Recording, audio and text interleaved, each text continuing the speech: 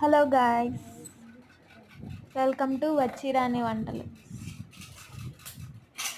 మనం ఈరోజైతే chicken curry చేసుకుందాం. కాదు చికెన్ ఫ్రై చేసుకుందాం.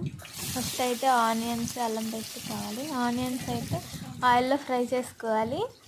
తర్వాత చికెన్ కూడా వేసేయాలి.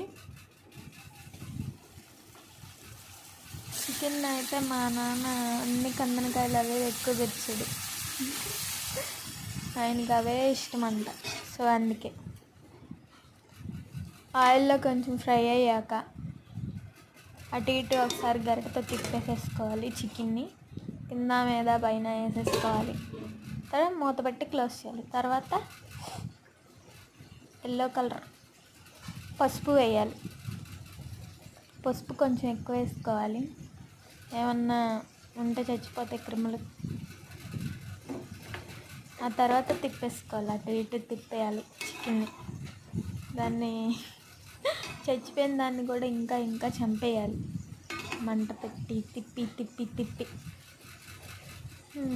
తర్వాత ఉప్పు వేసుకోవాలన్నమాట, రాక్ సాల్ట్. ఉప్పు కొంచెం వేసుకొని ఆ తర్వాత మళ్ళీ తిప్పేయాలి. దాన్ని కింద మీద వేసి తిప్పేయాలి. తర్వాత చికెన్లో నుంచి మెల్లిమెల్లిగా నీళ్ళు వస్తాయి. ఆ నీళ్ళు కొంచెం అయిపోయాక తర్వాత కారం వేసుకోవాలి.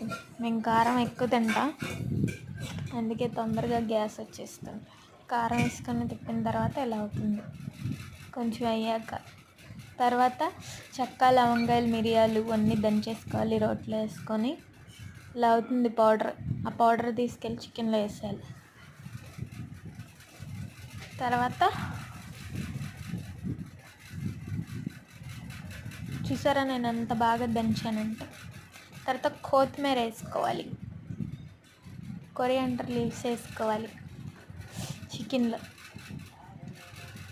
అలా రెడ్గా ఉన్న చికెన్లో గ్రీన్గా ఎంత కలర్ఫుల్గా ఉందో చూడండి. చికెన్ అసలు సూపర్ ఎమ్మి, చాలా బాగుంది. కొంచెం తిప్పేసుకోవాలి. కొంచెం మాడిపోయింది అనుకోండి కింద, ఫ్రై అంటే అలాగే అవుతుంది మరి.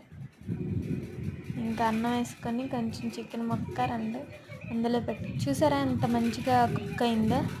ఇలా కుక్ అవ్వాలి. ఇదే చికెన్ ఫ్రై.